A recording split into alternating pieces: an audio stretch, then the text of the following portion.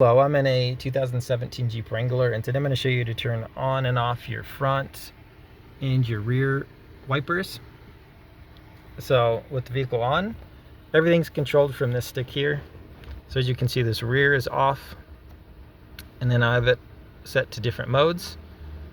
So here, might be able to catch it, but it's going to intermittently turn on now. And then to manually activate it right away, you just push it, and it'll go with a little fluid, and then it's back off. And then for the front, same idea, you just twist this and you can see them going now. And if you want it off, just twist this all the way to off.